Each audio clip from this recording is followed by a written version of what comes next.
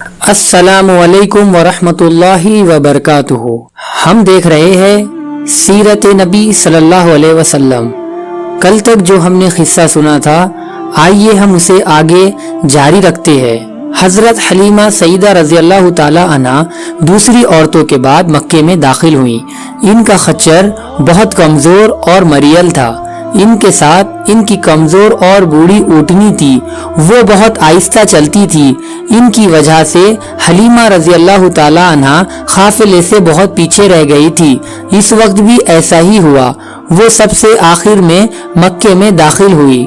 اس زمانے میں عرب کا دستور یہ تھا کہ جب ان کے ہاں کوئی بچہ ہوتا تو وہ دیہات سے آنے والی دائیوں کے حوالے کر دیتے تھے تاکہ دیہات میں بچے کی نشو و نما بہتر ہو اور وہ خالص عربی زبان سیکھ لیں۔ دائیوں کا قافلہ مکہ میں داخل ہوا۔ انہوں نے ان گھروں کی تلاش شروع کی جن میں بچے پیدا ہوئے تھے۔ اس طرح بہت سی دائیاں جناب عبد المطلب کے گھر بھی آئیں۔ نبی کریم صلی اللہ علیہ وسلم کو دیکھا، لیکن جب انہیں معلوم ہوا کہ یہ بچہ تو یتیم پیدا ہوا ہے تو اس خیال سے چھوڑ کر آگے بڑھ گئی کہ یتیم بچے کے گھرانے سے انہیں کیا ملے گا۔ اس طرح دائیاں آتی رہی جاتی رہی، کسی نے آپ کو دودھ پلانا منظور نہ کیا، اور کرتے بھی کیسے؟ یہ سعادت تو حضرت حلیمہ رضی اللہ تعالی عنہ کے حصے میں آنا تھی۔ جب حلیمہ رضی اللہ تعالی عنہ مکہ پہنچی تو انہیں معلوم ہوا سب عورتوں کو کوئی نہ کوئی بچہ مل گیا ہے، اور اب صرف وہ بغیر بچے کے رہ گئی ہے، اور اب کوئی بچہ باقی نہیں بچا۔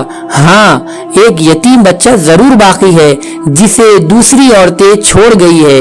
حلیمہ سعدیہ رضی اللہ تعالی عنہ نے اپنے شوہر عبداللہ بن حارث سے کہا، خدا کی قسم مجھے یہ بات بہت ناگوار گزر رہی ہے کہ میں بچے کے بغیر جاؤں، دوسری سب عورتیں بچے لے کر جائیں، یہ مجھے تانا دیں گی، اس لیے کیوں نہ ہم اس یتیم بچے کو لے لیں۔ عبداللہ بن حارث بولے، کوئی حرج نہیں، ہو سکتا ہے اللہ اسی بچے کے ذریعے ہمیں خیر و برکت عطا فرما دے۔ چنانچہ حضرت حلیمہ رضی اللہ تعالی عنہ عبد المطلب کے گھر گئی۔ جناب عبد المطلب اور حضرت آمنہ نے انہیں خوش آمدید کہا۔ پھر آمنہ انہیں بچے کے پاس لے آئی۔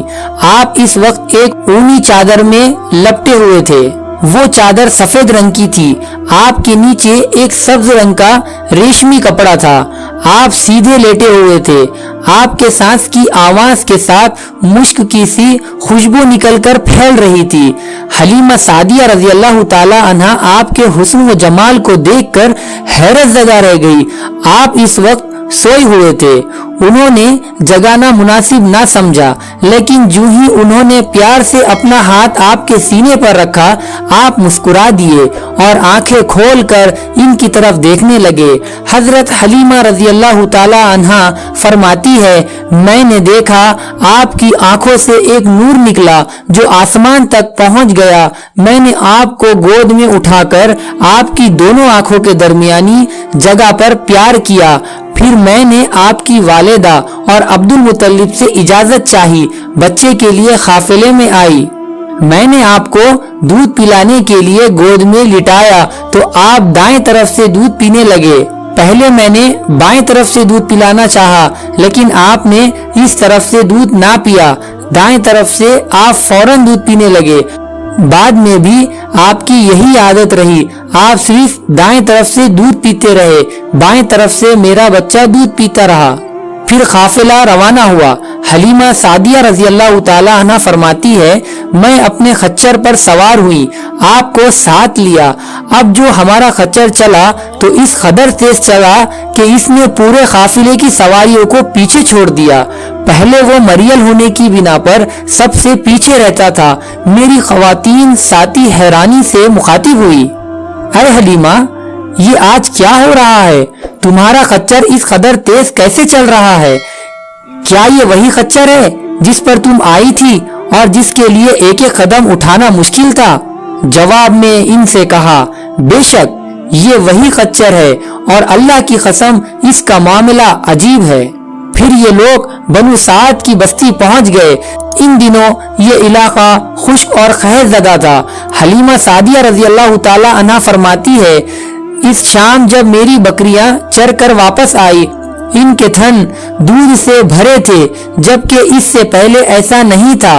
ان میں سے دودھ بہت کم اور بہت مشکل سے نکلتا تھا۔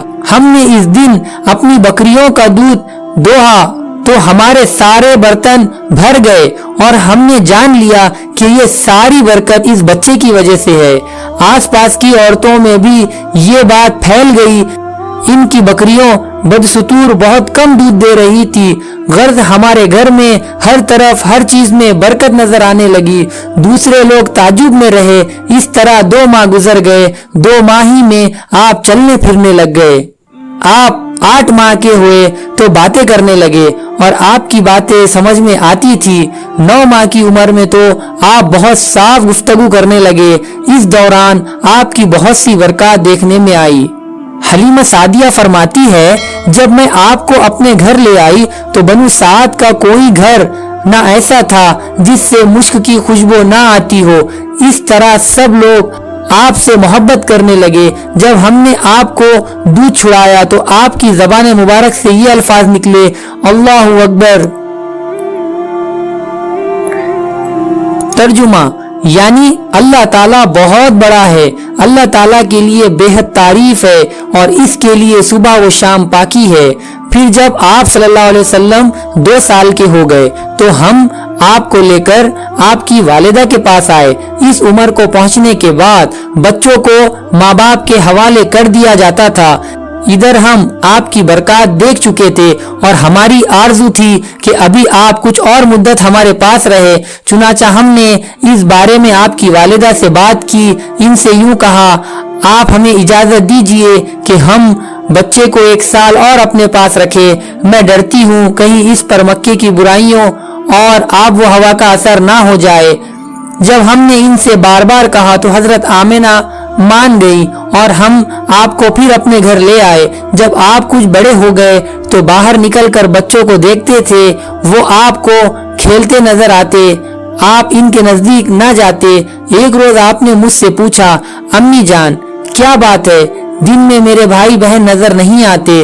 آپ اپنے دو شریک بھائی عبداللہ اور بہنوں انیسہ اور شیما کے بارے میں پوچھ رہے تھے۔ حلیمہ رضی اللہ تعالی عنہ فرماتی ہے، میں نے آپ کو بتایا وہ صبح سویرے بکریاں چرانے جاتے ہیں، شام کے بعد گھر آتے ہیں۔ یہ جان کر آپ نے فرمایا تب مجھے بھی ان کے ساتھ بھیج دیا کرے۔ اس کے بعد آپ اپنے بھائی بہنوں کے ساتھ جانے لگے۔ آپ خوش جاتے اور واپس آتے۔ ایسے میں ایک دن میرے بچے خوف زدہ انداز میں دوڑتے ہوئے آئے اور گھبرا کر بولے، امی جان جلدی آئیے ورنہ بھائی محمد صلی اللہ علیہ وسلم ختم ہو جائیں گے۔ یہ سن کر ہمارے تو ہوش اڑ گئے، دوڑ کر وہاں پہنچے۔ ہم نے آپ کو دیکھا، آپ کھڑے ہوئے تھے، رنگ اڑا ہوا تھا، چہرے پر زردی چھائی ہوئی تھی، اور یہ اس لیے نہیں تھا کہ آپ کو سینہ چاک کیے جانے سے کوئی تکلیف ہوئی تھی، بلکہ ان فرشتوں کو دیکھ کر آپ کی حالت ہوئی تھی۔ حلیمہ سعدیہ رضی اللہ تعالی عنہ فرماتی ہے، ہم نے آپ سے پوچھا کیا ہوا تھا؟ آپ نے بتایا میرے پاس 2 آدمی آئے تھے، وہ سفید کپڑے پہنے ہوئے تھے، وہ دونوں حضرت جبرائیل اور حضرت میکائیل علیہ السلام تھے۔ ان دونوں میں سے ایک نے کہا کیا یہ وہی ہے؟ دوسرے نے جواب دیا ہاں یہ وہی ہے۔ پھر وہ دونوں میرے قریب آئے، مجھے پکڑا اور لٹا دیا۔ اس کے بعد انہوں نے میرا پیٹ چاک کیا اور اس میں سے کوئی چیز تلاش کرنے لگے۔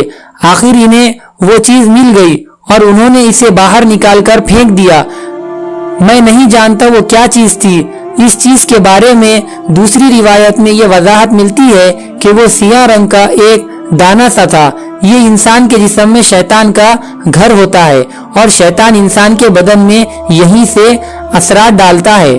حلیمہ سعدیہ رضی اللہ تعالی عنہ فرماتی ہے، پھر ہم آپ کو گھر لے آئے۔ اس وقت وہ میرے شوہر عبداللہ بن حارث نے مجھ سے کہا، حلیمہ مجھے ڈر ہے کہیں اس بچے کو کوئی نقصان نہ پہنچ جائے، اس لیے اسے اس کے گھر والوں کے پاس پہنچا دو۔ میں نے کہا ٹھیک ہے۔ پھر ہم آپ کو لے کر مکے کی طرف روانہ ہوئے۔ جب میں مکے کے بالائی علاقے میں پہنچی تو آپ اچانک غائب ہو گئے۔ میں حواس باختہ ہو گئی۔ حلیمہ سعدیہ فرماتی ہے میں پریشانی کی حالت میں مکہ پہنچی. آپ کے دادا عبد المطلب کے پاس پہنچتے ہی میں نے کہا میں آج رات محمد کو لے کر آ رہی تھی. جب میں بالائی علاقے میں پہنچی تو وہ اچانک کہیں گم ہو گئے. اب خدا کی قسم میں نہیں جانتی وہ کہاں ہیں. عبد المطلب یہ سن کر فوراً کعبے کے پاس کھڑے ہو گئے. انہوں نے آپ کے مل جانے کے لیے دعا کی. پھر آپ کی تلاش میں روانہ ہوئے. ان کے ساتھ ورقہ بن نوفل بھی تھے. غرض دونوں تلاش کرتے کرتے تہامہ کی وادی میں پہنچے. ایک درخت کے نیچے انہیں ایک لڑکا کھڑا نظر آیا. اس درخت کی شاخیں بہت گھنی تھی. عبد المطلب نے پوچھا لڑکے تم کون ہو؟ حضور صلی اللہ علیہ وسلم چونکہ اس وقت تک خط نکال چکے تھے اس لیے عبد المطلب پہچان نہ سکے. آپ کا خط تیزی سے بڑھ رہا تھا. جواب میں آپ نے فرمایا میں محمد بن عبد المطلب ہوں. یہ سن کر عبد المطلب بولے تم پر میری جان قربان، میں ہی تمہارا دادا عبد المطلب ہوں. پھر انہوں نے آپ کو اٹھا کر سینے سے لگایا اور رونے لگے. آپ کو گھوڑے پر اپنے آگے بٹھایا اور مکے کی طرف چلے. گھر آ کر انہوں نے بکریاں اور گائیں ذبح کی اور مکے والوں کی دعوت کی. آپ کے مل جانے کے بعد حضرت حلیمہ سعدیہ حضرت آمنہ کے پاس آئیں تو انہوں نے پوچھا حلیمہ اب آپ بچے کو کیوں لے آئی؟ آپ کی تو خواہش تھی کہ یہ ابھی آپ کے پاس اور رہیں. انہوں نے جواب دیا یہ اب بڑے ہو گئے ہیں اور اللہ کی قسم میں اپنی ذمہ داری پوری کر چکی ہوں. میں خوف محسوس کرتی رہتی ہوں کہیں انہیں کوئی حادثہ نہ پیش آ جائے، لہذا انہیں آپ کے سپرد کرتی ہوں. حضرت آمنہ کو یہ جواب سن کر حیرت ہوئی. بولے مجھے سچ سچ بتاؤ ماجرا کیا ہے؟ تب انہوں نے سارا حال کہہ سنایا. حلیمہ سعدیہ نے دراصل کئی عجیب و غریب واقعات دیکھے تھے. ان واقعات کی وجہ سے وہ بہت پریشان ہو گئی تھی. پھر سینہ مبارک چاک کیے جانے والا واقعہ پیش آیا تو وہ آپ کو فوری طور پر واپس کرنے پر مجبور ہوئی. وہ چند واقعات حضرت حلیمہ رضی اللہ تعالی عنہ اس طرح بیان کرتی ہے. ایک مرتبہ یہودیوں کی ایک جماعت میرے پاس سے گزری. یہ لوگ آسمانی کتاب توریت کو ماننے کا دعویٰ کرتے تھے. میں نے ان سے کہا کیا آپ لوگ میرے اس بیٹے کے بارے میں کچھ بتا سکتے ہیں؟ ساتھ ہی میں نے حضور کریم صلی اللہ علیہ وسلم کی پیدائش کے بارے میں انہیں تفصیلات سنائی. یہودی تفصیلات سن کر آپس میں کہنے لگے اس بچے کو قتل کر دینا چاہیے. یہ کہہ کر انہوں نے پوچھا کیا یہ بچہ یتیم ہے؟ میں نے ان کی بات سن لی تھی کہ وہ ان کے قتل کا ارادہ کر رہے ہیں. میں نے جلدی سے اپنے شوہر کی طرف اشارہ کرتے ہوئے کہا نہیں یہ رہے اس بچے کے باپ. تب انہوں نے کہا اگر یہ بچہ یتیم ہوتا تو ہم ضرور اسے قتل کر دیتے. یہ بات انہوں نے اس لیے کہی کہ انہوں نے پرانی کتابوں میں پڑھ رکھا تھا کہ ایک آخری نبی آنے والے ہیں. ان کا دین سارے عالم میں پھیل جائیں گا، ہر طرف ان کا بول بالا ہوگا. ان کی پیدائش اور بچپن کی یہ علامات ہوں گی اور یہ کہ وہ یتیم ہوں گے. اب چونکہ ان سے حلیمہ سعدیہ نے یہ کہہ دیا کہ یہ بچہ یتیم نہیں ہے تو انہوں نے خیال کر لیا کہ یہ وہ بچہ نہیں ہے. اس طرح انہوں نے بچے کو قتل کرنے کا ارادہ ترک کر دیا. اسی طرح ان کے ساتھ یہ واقعہ پیش آیا. ایک مرتبہ وہ آپ کو عکاس کے میلے میں لے گئے. جاہلیت کے دور میں یہاں بہت مشہور میلہ لگتا تھا. یہ میلہ طائف اور نخلا کے درمیان میں لگتا تھا. عرب کے لوگ حج کرنے آتے تو شوال کا مہینہ اس میلے میں گزارتے، کھیلتے کودتے اور اپنی بڑائیاں بیان کرتے. حلیمہ سعدیہ رضی اللہ تعالی عنہا آپ کو لیے بازار میں گھوم رہی تھی کہ ایک کاہن کی نظر آپ پر پڑی. اسے آپ میں نبوت کی تمام علامات نظر آئی. اس نے پکار کر کہا لوگو اس بچے کو مار ڈالو. حلیمہ اس کاہن کی بات سن کر گھبرا گئی اور جلدی سے وہاں سے سرک گئی. اس طرح اللہ تعالیٰ نے حضور کریم صلی اللہ علیہ وسلم کی حفاظت فرمائی. میلے میں موجود لوگوں نے کاہن کی آواز سن کر ادھر ادھر دیکھا کہ کس بچے کو قتل کرنے کے لیے کہا گیا ہے، مگر انہیں وہاں کوئی بچہ نظر نہیں آیا. اب لوگوں نے کاہن سے پوچھا کیا بات ہے، آپ کس بچے کو مار ڈالنے کے لیے کہہ رہے ہیں؟ اس نے ان لوگوں کو بتایا میں نے ابھی ایک لڑکے کو دیکھا ہے، معبودوں کی قسم وہ تمہارے دین کے ماننے والوں کو قتل کرے گا، تمہارے بتوں کو توڑے گا اور وہ تم سب پر غالب آئے گا۔ یہ سن کر لوگ آپ کی تلاش میں ادھر ادھر دوڑے لیکن ناکام رہے۔ حلیمہ سعدیہ آپ صلی اللہ علیہ وسلم کو لیے واپس آ رہی تھی۔ ذی الحجاز سے ان کا گزر ہوا، یہاں بھی میلہ لگا ہوا تھا۔ اس بازار میں ایک نجومی تھا، لوگ اس کے پاس اپنے بچوں کو لے کر آتے تھے، وہ بچوں کو دیکھ کر ان کی قسمت کے بارے میں اندازے لگاتا تھا۔ حلیمہ سعدیہ اس کے نزدیک سے گزری تو نجومی کی نظر حضور کریم صلی اللہ علیہ وسلم پر پڑی۔ نجومی کو آپ صلی اللہ علیہ وسلم کی مہر نبوت نظر آ گئی، ساتھ ہی آپ صلی اللہ علیہ وسلم کی آنکھوں کی خاص سرخی اس نے دیکھ لی۔ وہ چلا اٹھا، اے عرب کے لوگوں، اس لڑکے کو قتل کر دو، یہ یقیناً تمہارے دین کے ماننے والوں کو قتل کرے گا، تمہارے بتوں کو توڑے گا اور تم پر غالب آئے گا۔ یہ کہتے ہوئے وہ آپ کی طرف جھپٹا، لیکن اسی وقت وہ پاگل ہو گیا اور اسی پاگل پن میں مر گیا۔ ایک اور واقعہ سیرت ابن حشام میں ہے کہ حبشہ کے عیسائیوں کی ایک جماعت حضور کریم صلی اللہ علیہ وسلم کے پاس سے گزری۔ اس وقت آپ صلی اللہ علیہ وسلم سعدیہ کے ساتھ تھے اور وہ آپ کو آپ کی والدہ کے حوالے کرنے جا رہی تھی۔ ان عیسائیوں نے آپ صلی اللہ علیہ وسلم کے منڈوں کے درمیان مہر نبوت کو دیکھا اور آپ صلی اللہ علیہ وسلم کی آنکھوں کی سرخی کو بھی دیکھا۔ انہوں نے حلیمہ سعدیہ سے پوچھا کیا اس بچے کی آنکھوں میں کوئی تکلیف ہے؟ انہوں نے جواب میں کہا نہیں، کوئی تکلیف نہیں، یہ سرخی تو ان کی آنکھوں میں قدرتی ہے۔ ان عیسائیوں نے کہا تب اس بچے کو ہمارے حوالے کر دو، ہم اسے اپنے ملک لے جائیں گے، یہ بچہ پیغمبر اور بڑی شان والا ہے، ہم اس کے بارے میں سب کچھ جانتے ہیں۔ حلیمہ سعدیہ یہ سنتے ہی وہاں سے جلدی سے دور چلی گئی، یہاں تک کہ آپ صلی اللہ علیہ وسلم کو آپ صلی اللہ علیہ وسلم کی والدہ کے پاس پہنچا دیا۔ ان واقعات میں جو سب سے اہم واقعہ ہے وہ سینے مبارک چاک کرنے والا تھا۔ روایت سے یہ بات ثابت ہے کہ آپ صلی اللہ علیہ وسلم کے سینے مبارک پر سلائی کے نشانات موجود تھے، جیسا کہ آج کل ڈاکٹر حضرات آپریشن کے بعد ٹانکے لگاتے ہیں، ٹانکے کھول دیے جانے کے بعد بھی سلائی کے نشانات موجود رہتے ہیں۔ اس واقعے کے بعد حلیمہ سعدیہ اور ان کے خاوند نے فیصلہ کیا کہ اب بچے کو اپنے پاس نہیں رکھنا چاہیے۔ جب حضرت حلیمہ سعدیہ نے آپ صلی اللہ علیہ وسلم کو آمنہ کے حوالے کر دیا۔ ایک روایت یہ ملتی ہے کہ اس وقت عمر شریف 5 سال تھی، ایک تیسری روایت کے مطابق عمر مبارک 6 سال ہو چکی تھی۔ جب حلیمہ سعدیہ نے آپ صلی اللہ علیہ وسلم کو حضرت آمنہ کے حوالے کیا تو اس کے کچھ دنوں بعد حضرت آمنہ انتقال کر گئی، والدہ کا سایہ بھی سر سے اٹھ گیا۔ حضرت آمنہ کی وفات مکہ اور مدینہ کے درمیان ابوا کے مقام پر ہوئی، آپ کو یہیں دفن کیا گیا۔ ہوا یہ کہ آپ صلی اللہ علیہ وسلم کی والدہ آپ صلی اللہ علیہ وسلم کو لے کر اپنے میکے مدینہ منورہ گئی۔ آپ صلی اللہ علیہ وسلم کے ساتھ ام ایمن بھی تھی۔ ام ایمن کہتی ہے ایک دن مدینے کے 2 یہودی میرے پاس آئے اور بولے ذرا محمد کو ہمارے سامنے لاؤ، ہم انہیں دیکھنا چاہتے ہیں۔ وہ آپ صلی اللہ علیہ وسلم کو ان کے سامنے لے آئی، انہوں نے اچھی طرح دیکھا، پھر ایک نے اپنے ساتھی سے کہا یہ اس امت کا نبی ہے اور یہ شہر ان کی ہجرت گاہ ہے، یہاں زبردست جنگ ہوں گی، قیدی پکڑے جائیں گے۔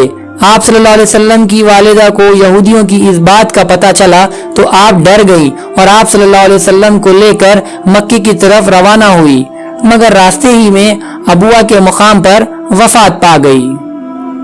نرالی شان کا مالک۔ حضرت آمنہ کے انتقال کے 5 دن بعد ام ایمن آپ کو لے کر مکہ پہنچی، آپ کو عبد المطلب کے حوالے کیا۔ آپ کے یتیم ہو جانے کا انہیں اتنا صدمہ تھا کہ بیٹے کی وفات پر بھی اتنا نہیں ہوا تھا۔ عبد المطلب کے لیے کعبے کے سائے میں ایک قالین بچھایا جاتا تھا، وہ اس پر بیٹھا کرتے تھے۔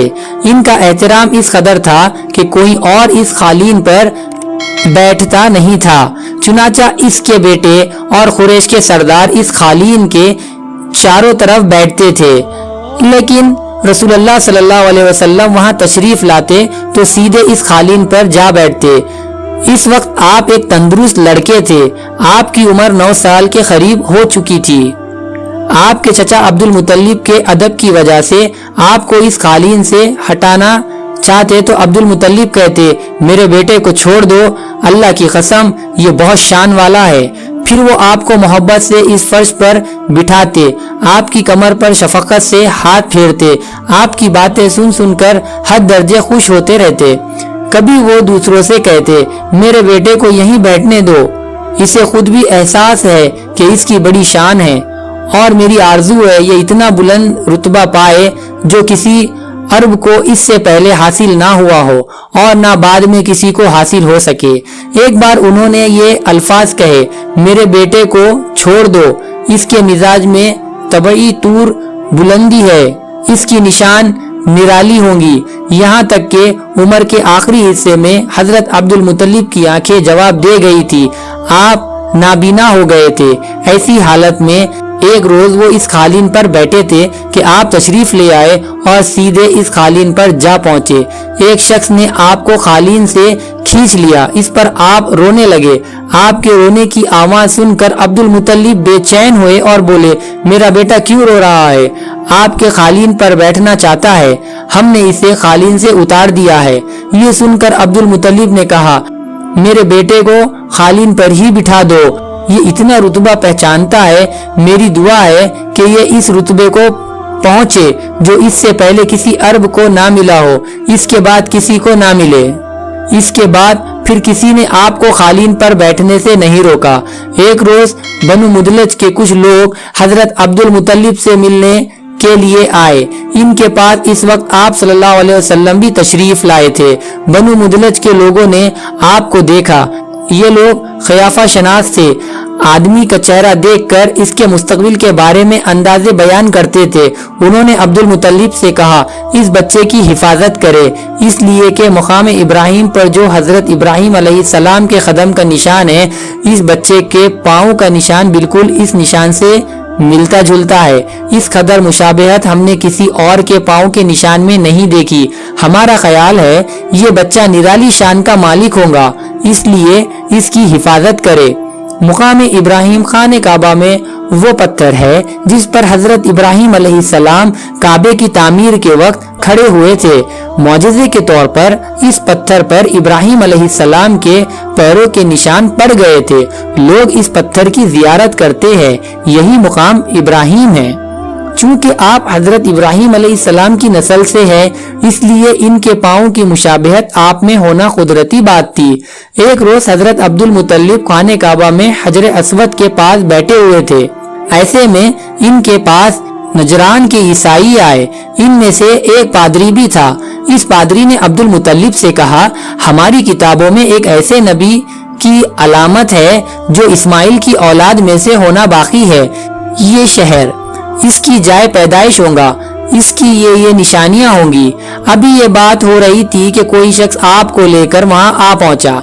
پادری کی نظر جو ہی آپ پر پڑی وہ چونک اٹھا، آپ کی آنکھوں، کمر اور پیروں کو دیکھ کر وہ چلا اٹھا وہ نبی یہی ہے، یہ تمہارے کیا لگتے ہیں؟ عبد المطلب بولے یہ میرے بیٹے ہیں۔ اس پر وہ پادری بولا او تب یہ وہ نہیں، اس لیے کہ ہماری کتابوں میں لکھا ہے کہ اس کے والد کا انتقال اس کی پیدائش سے پہلے ہو جائے گا۔ یہ سن کر عبد المطلب بولے یہ دراصل میرا پوتا ہے، اس کے باپ کا انتقال اس وقت ہو گیا تھا جب یہ پیدا بھی نہیں ہوا تھا۔ اس پر پادری بولا ہاں یہ بات ہوئی نا، آپ اس کی پوری طرح حفاظت کرے۔ عبد المطلب کی آپ سے محبت کا یہ عالم تھا کہ کھانا کھانے بیٹھتے تو کہتے میرے بیٹے کو لے آؤ۔ آپ تشریف لاتے تو عبد المطلب آپ کو اپنے پاس بٹھاتے، آپ کو اپنے ساتھ کھلاتے۔ بہت زیادہ عمر والے ایک صحابی ہیدا بن معاویہ رضی اللہ تعالی عنہ کہتے ہیں میں ایک مرتبہ اسلام سے پہلے جاہلیت کے زمانے میں حج کے لیے مکہ معظمہ گیا، وہاں بیت اللہ کا طواف کر رہا تھا۔ میں نے ایک ایسے شخص کو دیکھا جو بہت بوڑھا اور بہت لمبے قد کا تھا۔ وہ بیت اللہ کا طواف کر رہا تھا۔ وہ کہہ رہا تھا، اے میرے پروردگار، میری سواری کو محمد کی طرف پھیر دے اور اسے میرا دوست و بازو بنا دے۔ میں نے اس بوڑھے کو جب یہ شعر پڑھتے سنا تو لوگوں سے پوچھا، یہ کون ہے؟ لوگوں نے بتایا، یہ عبد المطلب بن ہاشم ہے۔ انہوں نے اپنے پوتے کو اپنے ایک اونٹ کی تلاش میں بھیجا ہے۔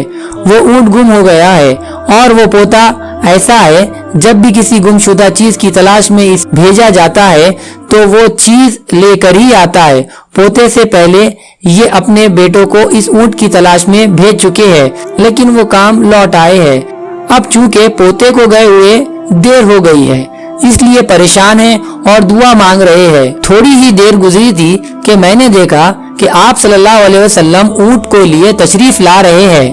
عبد المطلب نے آپ کو دیکھ کر کہا، میرے بیٹے، میں تمہارے لیے اس قدر فکر مند ہو گیا تھا کہ شاید اس کا اثر کبھی میرے دل سے نہ جائے۔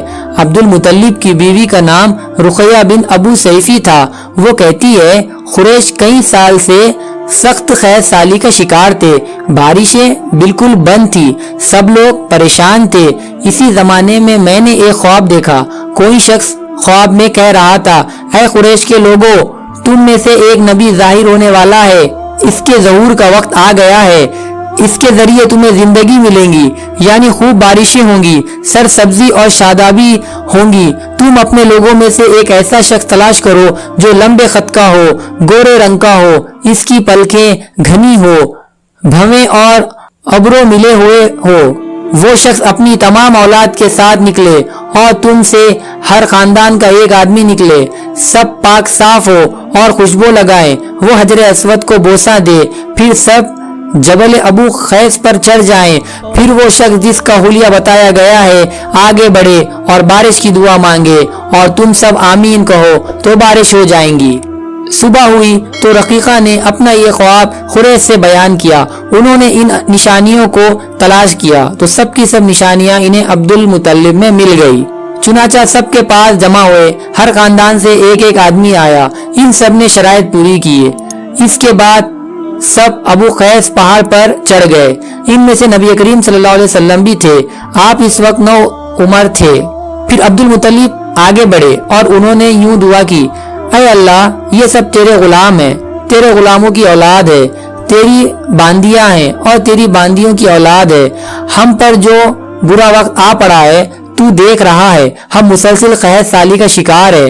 اب اونٹ، گائے، گھوڑے، خچر اور گدھے سب کچھ ختم ہو چکے ہیں اور جانوروں پر بن آئی ہے، اس لیے ہماری یہ خشک سالی ختم فرما دے، ہمیں زندگی اور سرسبزی شادابی عطا فرما دے۔ ابھی یہ دعا مانگی رہے تھے کہ بارش شروع ہو گئی، وادیاں پانی سے بھر گئی، لیکن اس بارش میں ایک بہت عجیب بات ہوئی۔ وہ عجیب بات یہ تھی کہ قریش کو یہ سیرابی ضرور حاصل ہوئی، مگر یہ بارش قبیلہ قیس اور قبیلہ مضر کے قریبی بستیوں میں بالکل نہ ہوئی۔ اب لوگ بہت حیران ہو گئے کہ یہ کیا بات ہوئی۔ ایک قبیلے پر بارش اور آس پاس کے سب قبیلے بارش سے محروم۔ تمام قبیلوں کے سردار جمع ہوئے۔ اس سلسلے میں بات چیت شروع ہوئی۔ ایک سردار نے کہا، ہم زبردست قحط اور خشک سالی کا شکار ہے، جبکہ قریش کو اللہ تعالیٰ نے بارش عطا کی ہے اور یہ عبد المطلب کی وجہ سے ہوا ہے، اس لیے ہم سب ان کے پاس چلتے ہیں۔ اگر وہ ہمارے لیے دعا کر دے تو شاید اللہ ہمیں بھی بارش دے دے۔ یہ مشورہ سب کو پسند آیا، چنانچہ یہ لوگ مکہ معظمہ میں آئے اور عبد المطلب سے ملے، انہیں سلام کیا، پھر ان سے کہا، اے عبد المطلب، ہم کئی سال سے خشک سالی کے شکار ہیں، ہمیں آپ کی برکت کے بارے میں معلوم ہوا ہے، اس لیے مہربانی فرما کر آپ ہمارے لیے بھی دعا کریں، اس لیے کہ اللہ نے آپ کی دعا سے قریش کو بارش عطا کی ہے۔ ان کی بات سن کر عبد المطلب نے کہا، اچھی بات ہے، میں کل میدان عرفات میں آپ لوگوں کے لیے بھی دعا کروں گا۔ دوسرے دن صبح سویرے عبد المطلب میدان عرفات کی طرف روانہ ہوئے۔ ان کے ساتھ دوسرے لوگوں کے علاوہ ان کے بیٹے اور اللہ کے رسول صلی اللہ علیہ وسلم بھی تھے۔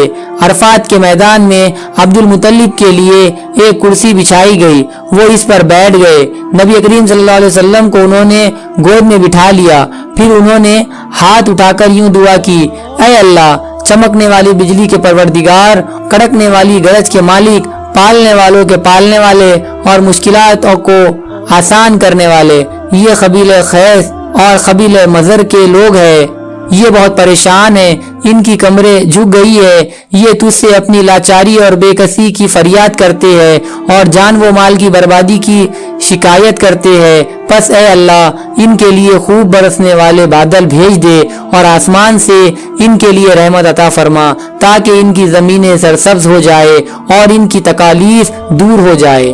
عبد المطلب ابھی یہ دعا کر ہی رہے تھے کہ ایک سیاہ بادل اٹھا عبد المطلب کی طرف آیا اور اس کے بعد اس کا رخ قبیلہ خیس اور بنو مزر کی بستیوں کی طرف ہو گیا۔ یہ دیکھ کر عبد المطلب نے کہا، اے گروہ قریش اور مزر، جاؤ تمہیں سیرابی حاصل ہو گئی۔ چنانچہ یہ لوگ جب اپنی بستیوں میں پہنچے تو وہاں بارش شروع ہو چکی تھی۔ 7 سال کے ہو چکے تھے کہ آپ کی آنکھیں دکھنے کو آ گئی۔ مکے میں آنکھوں کا علاج کرایا گیا لیکن افاقہ نہ ہوا۔ عبد المطلب سے کسی نے کہا، آکاش کے بازار میں ایک راہب رہتا ہے، وہ آنکھوں کی تکالیف کا علاج کرتا ہے۔ عبد المطلب آپ کو اس کے پاس لے گئے، اس کی عبادت گاہ کا دروازہ بند تھا۔ انہوں نے اسے آواز دی، راہب نے کوئی جواب نہ دیا۔ اچانک عبادت گاہ میں شدید زلزلہ آیا۔ راہب ڈر گیا کہ کہیں عبادت خانہ اس کے اوپر نہ گر جائے، اس لیے ایک دم باہر نکل آیا۔ اب اس نے آپ کو دیکھا تو چونک اٹھا۔ اس نے کہا، اے عبد المطلب، یہ لڑکا اس امت کا نبی ہے، اگر میں باہر نہ نکل آتا تو یہ عبادت گاہ ضرور مجھ پر گر پڑتی۔ اس لڑکے کو فوراً واپس لے جاؤ اور اس کی حفاظت کرو، کہیں یہودیوں یا عیسائیوں میں سے کوئی اسے قتل نہ کر دے۔ پھر اس نے کہا، اور رہی بات ان کی آنکھوں کی، تو آنکھوں کی دعا تو خود ان کے پاس موجود ہے۔ عبد المطلب یہ سن کر حیران ہوئے اور بولے، ان کے اپنے پاس ہے؟ میں سمجھا نہیں۔ ہاں، ان کا لعاب دہن ان کی آنکھوں میں لگائیں۔ انہوں نے ایسا ہی کیا، آنکھیں فوراً ٹھیک ہو گئی۔ پرانی آسمانی کتابوں میں آپ کی بہت سی نشانیاں لکھی ہوئی تھی، اس کی تفصیل بہت دلچسپ ہے۔ یمن میں ایک قبیلہ حمیر تھا، وہاں ایک شخص سیف بن یزن تھا، وہ سیف حمری کہلاتا تھا۔ کسی زمانے میں اس کے باپ دادا اس مالک پر حکومت کرتے تھے، لیکن پھر حبشیوں نے یمن پر حملہ کیا اور اس پر قبضہ کر لیا۔ وہاں حبشیوں کی حکومت ہو گئی۔ 70 سال تک یمن حبشیوں کے قبضے میں رہا۔ جب یہ سیف بڑا ہوا تو اس کے اندر اپنے باپ دادا کا ملک آزاد کرانے کی امنگ پیدا ہوئی۔ چنانچہ اس نے ایک فوج تیار کی، اس فوج کے ذریعے حبشیوں پر حملہ کیا اور انہیں یمن سے بھگا دیا۔ اس طرح وہ باپ دادا کے ملک کو آزاد کرانے میں کامیاب ہو گیا، وہاں کا بادشاہ بن گیا۔ یہ یمن عرب کا علاقہ تھا۔ جب اس پر حبشیوں نے قبضہ کیا تھا تو عربوں کو بہت افسوس ہوا۔ 70 سال بعد جب یمن کے لوگوں نے حبشیوں کو نکال باہر کیا تو عربوں کو بہت خوشی ہوئی۔ ان کی خوشی کی ایک وجہ تو یہ تھی کہ انہی حبشیوں نے ابراہ کے ساتھ مکہ پر چڑھائی کی تھی۔ چاروں طرف سے عربوں کے وفد سیف کو مبارکباد دینے کے لیے آنے لگے۔ قریش کا بھی ایک وفد مبارک دینے کے لیے آ گیا۔ اس وفد کے سردار عبد المطلب تھے۔ یہ وفد جب یمن پہنچا تو سیف اپنے محل میں تھا، اس کے سر پر تاج تھا، سامنے تلوار رکھی تھی اور حمری سردار اس کے دائیں بائیں بیٹھے تھے۔ سیف کو قریش کے وفد کی آمد کے بارے میں بتایا گیا۔ اسے یہ بھی بتایا گیا کہ یہ لوگ کس رتبے کے ہیں۔ اس نے ان لوگوں کو آنے کی اجازت دے دی۔ یہ وفد دربار میں پہنچا۔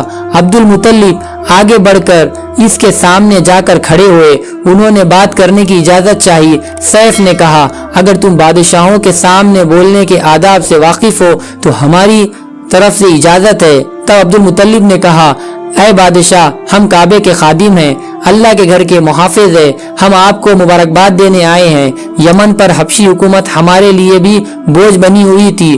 آپ کو مبارک ہو، آپ کے اس کارنامے سے آپ کے بزرگوں کو بھی عزت ملیں گی اور آنے والی نسلوں کو بھی وقار حاصل ہوگا۔ سیف ان کے الفاظ سن کر بہت خوش ہوا، بے اختیار بول اٹھا، اے شخص، تم کون ہو؟ کیا نام ہے تمہارا؟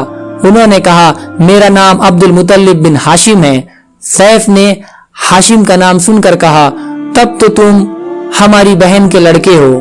عبد المطلب کی والدہ مدینے کے قبیلے خزرج کی تھی اور خزرج کا قبیلہ دراصل یمن کا تھا، اس لیے سیف نے ہاشم کا نام سن کر کہا، تب تو تم ہماری بہن کے لڑکے ہو۔ پھر اس نے کہا، ہم آپ سب کو خوش آمدید کہتے ہیں، آپ کے جذبات کی قدر کرتے ہیں۔ اس کے بعد قریش کے وفد کو سرکاری مہمان خانے میں ٹھہرا دیا گیا، ان کی خوب خاطر مدارات کی گئی، یہاں تک کہ 1 ماہ گزر گیا۔ 1 ماہ کی مہمان نوازی کے بعد سیف نے انہیں بلایا۔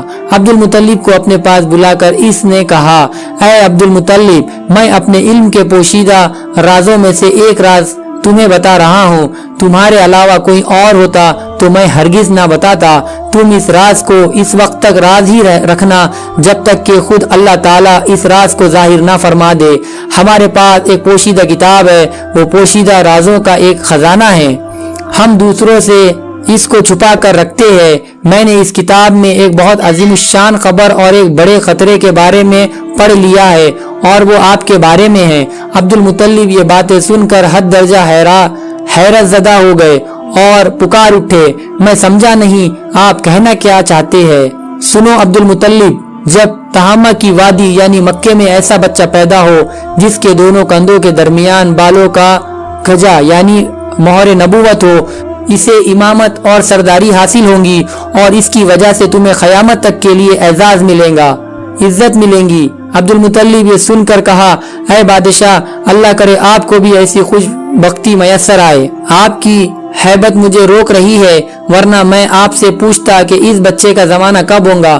بادشاہ نے جواب میں کہا، یہی اس کا زمانہ ہے، وہ اسی زمانے میں پیدا ہوگا یا پیدا ہو چکا ہے۔ اس کا نام محمد ہوگا، اس کی والدہ کا انتقال ہو جائے گا، اس کے دادا اور چاچا اس کی پرورش کریں گے۔ ہم بھی اس کے آرزومند رہے کہ وہ بچہ ہمارے ہاں پیدا ہو۔ اللہ تعالیٰ اسے کھلے عام ظاہر فرمائیں گا، اور اس کے لیے ہم میں سے یعنی مدینے کے قبیلے خزرج میں اس نبی کے مددگار بنائیں گا۔